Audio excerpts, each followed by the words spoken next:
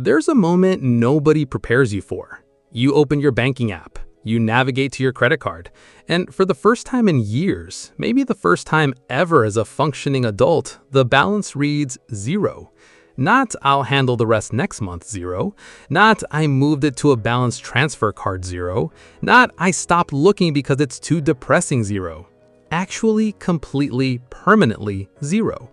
And instead of the explosion of relief you spent years imagining, what you feel is something quieter, something almost disorienting, like a sound you'd heard for so long you stopped registering it just went completely silent. That sound was the noise of debt running in the background of every financial decision you've made for the last several years.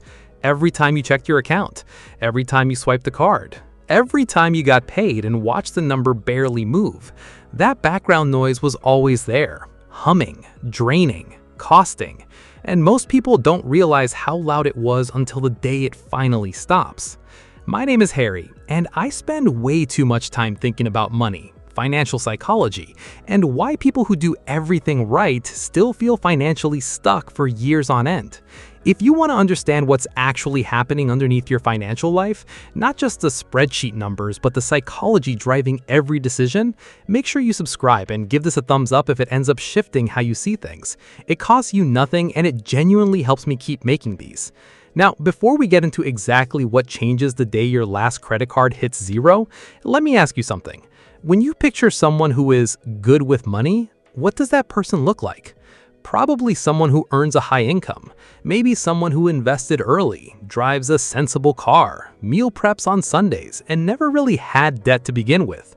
Someone who was just always disciplined, always responsible, like they were born with a financial maturity gene the rest of us missed. Here's what that picture gets completely wrong. Some of the most financially transformed people aren't the ones who started rich or earned the most or made the perfect investment at the perfect time. They're the people who did one thing with absolute consistency. They hunted down every dollar of consumer debt they owed and eliminated it, methodically, unglamorously, without anyone clapping for them, until the number hit zero. And then something shifted. Not just in their bank account, in their entire operating system around money. Today, we're going to walk through exactly what that shift looks like, because it is not what most people expect. And if you're currently carrying credit card debt, any amount, understanding what is waiting on the other side of zero might be the most motivating thing you hear all year. Let's start with where most people actually are right now. The average American credit card balance is $6,380. The average APR on those cards is sitting above 21%. That means the average person carrying that balance and making minimum payments is handing somewhere around $1,300 a year directly to a bank, not reducing principal in any meaningful way, not building equity in anything, not funding their future. Just $1,300 a year paid for the privilege of having borrowed money they already spent. And that's the average. Plenty of people are sitting on $15,000, $25,000, $40,000 spread across multiple cards. Total US credit card debt just crossed $1.28 trillion. That is not a typo. Trillion with a T. That number represents tens of millions of people paying interest every single month on purchases they made months or years ago, many of which they can no longer remember making. So when we talk about paying off your last credit card, we are not talking about minor financial housekeeping. We are talking about escaping one of the most expensive and psychologically corrosive traps the modern financial system has ever constructed. But here's what I really need you to understand before we go any further. The dollar amount of the debt is not even the most important part of what changes when it hits zero. Not even close. The first thing that changes is your relationship with time. This sounds abstract until you feel it, and then it's so obvious you can't believe you missed it. When you carry credit card debt, you are financially living in the past. Every emergency you charged 2 years ago, every month you spent more than you earned, every "I'll deal with it later" from 3 years back, all of it is sitting in your present right now, collecting interest, demanding payment, consuming a portion of your current income before you ever get to decide what to do with it. Your paycheck arrives, and before you make a single intentional choice, before you save anything, invest anything, spend it on something that actually matters to you, a chunk of it is already gone. pre-committed, spoken for by decisions you made in a completely different chapter of your life. That is an enormous psychological weight to carry around every single month, and most people carry it for so long that they genuinely forget what it feels like to not have it. The day your last credit card hits zero, your present income becomes fully yours for the first time. You stop paying for the past. You start building the future. That reorientation, from backward-looking to forward-looking, is not a small thing. It changes the entire frame through which you make every financial decision going forward. The second thing that changes is your monthly cash flow, and the number will probably surprise you. Let's run real numbers because this is where it gets genuinely exciting. Say you've got $20,000 spread across 3 cards, a store card at 29%, a regular Visa at 23%, one you've had since your mid-20s at 19%. Your minimum payments across all 3 are probably sitting somewhere between $480 and $560.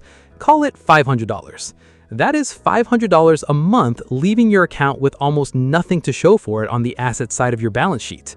Now, the month those cards hit zero, that $500 doesn't disappear. It doesn't evaporate. It's still sitting in your budget. The only difference is it no longer belongs to a bank. It goes wherever you decide to point it. $500 a month invested in a broad index fund at a 7% average annual return over 30 years becomes $566,000. Sit with that number for a second. $566,000. Not from a raise, not from a side hustle, not from picking the right stock at the perfect time, from redirecting money you were already spending, money that was already leaving your account every month, and pointing it at something that builds instead of drains. The month your last credit card hits zero is the month that $566,000 clock starts ticking, and it cannot start a single day before. Now, here's the part that almost nobody talks about: the credit score shift. And this one has a direct dollar value attached to it. Your credit utilization ratio, how much of your available credit you're actually using, is the second most important factor in your credit score. It accounts for roughly 30% of your total number. And when you're carrying balances across multiple cards, your utilization is probably sitting somewhere between 40% and 80%. That's the range most people in debt operate in. And in that range, your score is being actively suppressed, not by an old mistake, not by a missed payment from years ago. Right now, every single month you carry that balance, your score is taking a quiet hit. The day those cards hit zero, your utilization drops to near zero, and your score responds fast. We're talking a meaningful jump, sometimes 50, 80, even 100 points within 1 or 2 billing cycles. Here's why that translates into real dollars. The difference between a $300,000 mortgage on a 620 credit score and the 740 credit score is roughly $150 to $200 a month in interest rate difference. Over a 30-year mortgage, that gap costs you between $54,000 and $72,000 in additional interest paid over the life of your loan. That is not a rounding error. That is a second car. That is years of retirement contributions. That is life-changing money that goes to a bank or stays in your family based entirely on a 3-digit number that your credit card balances are quietly suppressing every single month you carry them. Paying off your last credit card doesn't just feel good. It restructures the financial terms on which you engage the entire economy going forward. Now, let's talk about what happens inside your head, because this is the shift most people are completely unprepared for, and in my opinion, it's the most important one. There's a psychological concept researchers call cognitive load. The basic idea is simple. Your brain has a finite amount of processing capacity at any given moment, and when a significant portion of that capacity is permanently occupied by a chronic stressor, everything else, your creativity, your decision-making, your ability to plan and execute and take smart risks, gets worse. That is one of the most persistent cognitive load generators that exists. When you carry credit card balances, a portion of your mental bandwidth is continuously allocated to managing that debt, thinking about it, calculating it, worrying whether you can cover the minimums, checking balances late at night, feeling guilty for avoiding the balances, running the math in your head at random moments during the workday. That's not free. That mental labor has a cost, and it competes directly with your ability to think clearly about your future. A study from Princeton found that financial stress reduces cognitive function by the equivalent of losing 13 IQ points, not permanently, but consistently in the moments when you're under financial pressure. That's the difference between making a sharp financial decision and making a panicked one, between seeing an opportunity clearly and being too overwhelmed to act on it. The day your last credit card hits zero, that cognitive load starts lifting, slowly at first, then all at once. People describe it in remarkably consistent ways. Things feel lighter, sleep improves, the low-level financial anxiety that used to run constantly in the background just quiets down. And then, this is the one that surprises people the most, they start noticing things, opportunities, options, paths they couldn't see before because their mental dashboard was completely maxed out running debt management calculations 24 hours a day. When your brain stops running a background process called figure out how to survive this month, it has capacity for entirely different questions. What do I actually want to build? What risk is actually worth taking? What does my financial life look like if I start making decisions from a position of strength instead of permanent low-grade fear? And this connects directly to the career shift, which is the one most people don't see coming at all. When you carry serious credit card debt, you are financially trapped inside your current income. You need this paycheck. You need the one after it, and the one after that. Not to build anything, just to keep the minimum payments covered and the accounts from going delinquent. That trap is invisible most of the time, but it shows up in very specific professional behaviors. You don't ask for the raise you've earned because you can't afford the tension it might create. You don't push back on the bad assignment because you need the goodwill. You don't take the interview at the better company because the gap between jobs feels catastrophic with those balances sitting there. You accept conditions you would never accept if you had real options. That doesn't just cost you interest. It costs you negotiating power. It costs you professional courage. It costs you the version of your career that unfolds when you make decisions from a foundation of stability instead of desperation. The month your last card hits zero, something subtle changes about how you show up at work. You are no longer trapped. You don't need this specific paycheck to prevent a financial spiral. You need it because you're building something. That distinction between needing money to survive and directing money to build changes your entire posture in every professional conversation you have. People notice. Raises happen, better opportunities surface, not because the debt payoff changed your skills, because you stopped negotiating against yourself. Now, here's where I have to be honest with you about the trap that catches most people right after they hit zero. It happens all the time. Someone grinds for 2, 3, 4 years. They pay off $18,000 in credit card debt. They feel the psychological shift. They see that zero balance and feel like a different person. And then 18 months later, they're back to $14,000. Not because they're irresponsible, because they paid off the debt without fixing the structural gap that created it. Credit card debt almost never comes from pure irresponsibility. It comes from a specific and very common structural problem, a period where expenses exceeded income, usually triggered by an emergency, almost always in the absence of any savings buffer. The car transmission goes, the medical bill arrives unexpectedly, the job disappears for 2 months, and with no cushion to absorb any of it, the card comes out. The balance builds, the minimum payment becomes a permanent fixture of the monthly budget, and the cycle locks in. If you pay off every card and don't build a savings buffer before you redirect a single dollar anywhere else, the next emergency sends you straight back to where you started.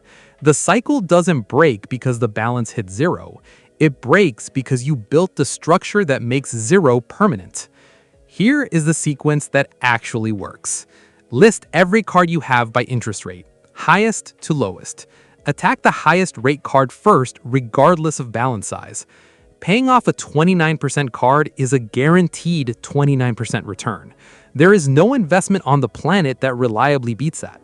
When that card is gone, take everything you were paying on it and add it directly to the minimum payment on the next card. Don't reduce your total monthly debt payment just because one card is eliminated. Stack it forward. Accelerate. And the week, not the month, the week your last card hits zero, before you upgrade anything about your lifestyle, before you redirect the cash flow toward investments, before you celebrate, set up an automatic transfer of at least $200 a month into a high-yield savings account and don't touch it. That buffer is the mechanism that makes zero permanent. Without it, zero is just a temporary state before the next emergency resets the clock. Now let's talk about what the math actually looks like once the buffer exists and the cards are gone. Most people who pay off between $15,000 and $25,000 in credit card debt free up somewhere between $400 and $700 a month in minimum payments and interest. Let's use $500 as a conservative baseline. $500 a month directed into a 401k, especially with an employer match, could mean $750 or $1,000 working your direction once the match is factored in.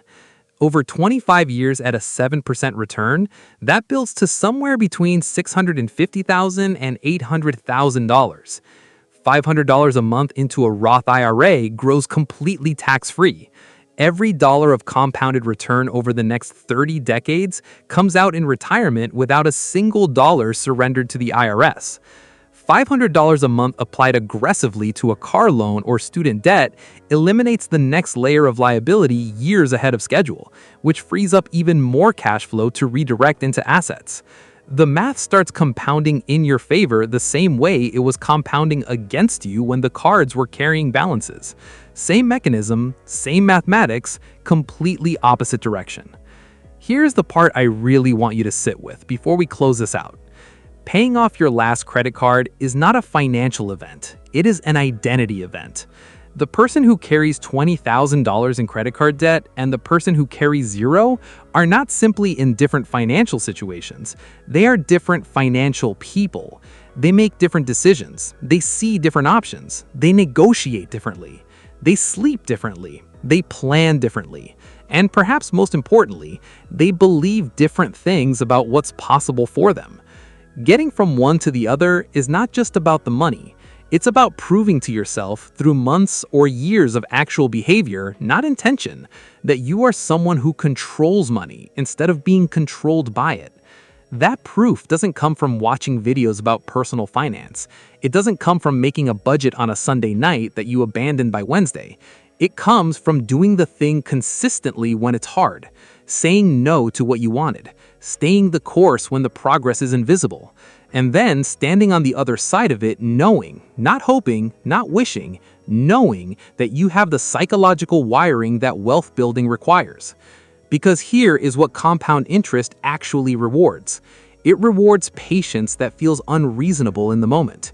It rewards consistency that feels boring. It rewards the person who keeps going when there is no visible result for months.